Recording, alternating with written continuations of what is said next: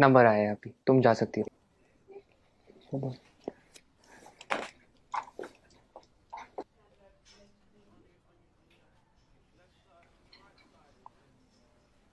आप software engineer हो क्या?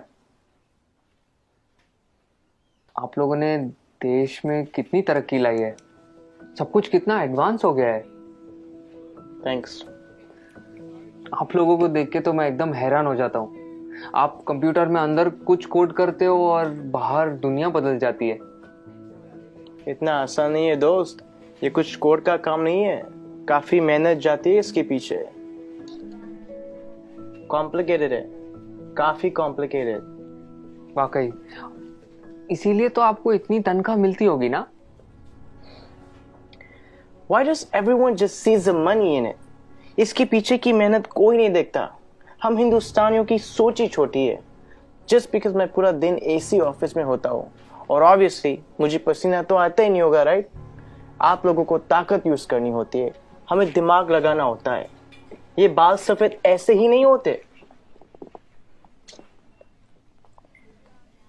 Let me give you an example.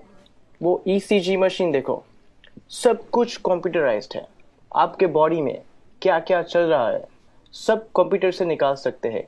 Plane की, ट्रेन की, लाखों रिजर्वेशन ऑनलाइन होती है।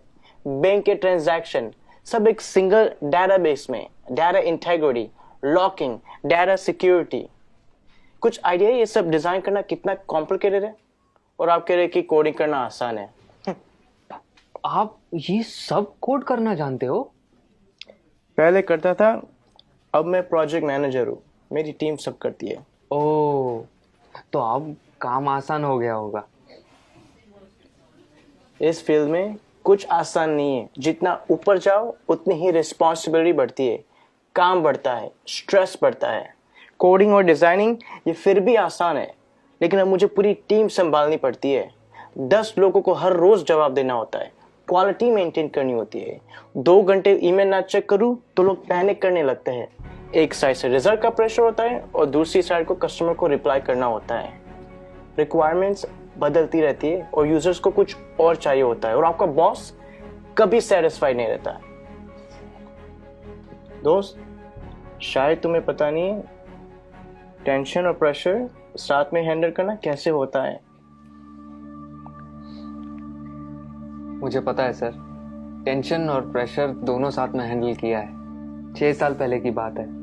हम लगभग 30 लोग रात के 3 बजे पॉइंट 4875 को कैप्चर करने के लिए बढ़ रहे थे। दुश्मन ऊपर से फायरिंग कर रहा था।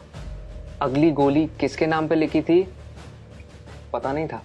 उजाले से पहले हमें वहां पहुंचना था। वक्त काफी कम था हमारे पास। होश तो तब आया जब अगले दिन हम चोटी पर तिरंगा लहरा रहे थे, और तब हम बचे 30 नहीं, 4 लोग थे। आप Subedar Sushant from 13 Jammu and Kashmir Rifles on duty at peak 4875 in Kargil. मुझे बताया गया है कि मेरी टर्म पूरी हो गई है और अब मुझे सॉफ्ट असाइनमेंट का ऑप्शन दिया जाएगा। पर आप ही बताइए सर, काम आसान करने के लिए कोई अपनी ड्यूटी छोड़ सकता है क्या? उस दिन हमारा एक जवान दोस्त बर्फ में जख्मी पड़ा था। उस पर दुश्मन की गोलियां चल रही थी। हम सब बंकर के पीछे छुपे हुए थे। उसे बचाना मेरा कर्तव्य था और मैं उसे बचाने जाने वाला था, मगर मेरे कप्तान ने मना किया और कहा कि तुम नहीं जाओगे। मैंने इस यूनिफॉर्म में सबसे पहली कसम ये ली थी कि देश की सुरक्षा के बाद मेरे आदमियों की सुरक्षा सर्वोपरि है। ये कह के वो खुद चले गए। उस जख्मी जवान को बचाते बचाते हमारे कप्तान शहीद हो गए। उस दिन से जब भी मैं बॉर्डर पर होता हूं, उन गोलियों की आवाज और कप्तान का आखिरी चेहरा मेरे सामने आता है। वो गोलियां शायद मेरे लिए थी।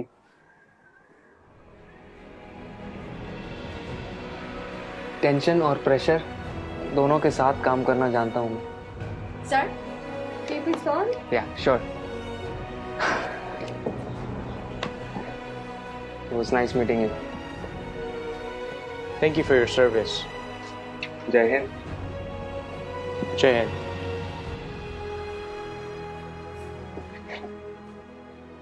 कभी खुद की जिंदगी से शिकवा होने लगे अगर, तो एक फौजी की जिंदगी के बारे में सोचना। खुद की हर मुश्किल आसान लगेगी। जो खुद की सांसें दांव पर लगाकर पूरे देश की सांसें चलाते हैं, हर वक्त जान हथेली पर होती है फिर भी हमेशा मुस्कुराते रहते हैं। जिन्होंने डर को भी डराया है और देश के लिए जीना क्या होता है, ये इन सरहद के पहरेदारों ने हमें सिखाया है। तो अगली बार जब कोई चुनौती तुमसे तुम्हारा सुख चैन छीनेगी, तो एक फौजी की जिंदगी के बारे में जरूर सोचना। खुद की हर मुश्किल आसान लगेगी।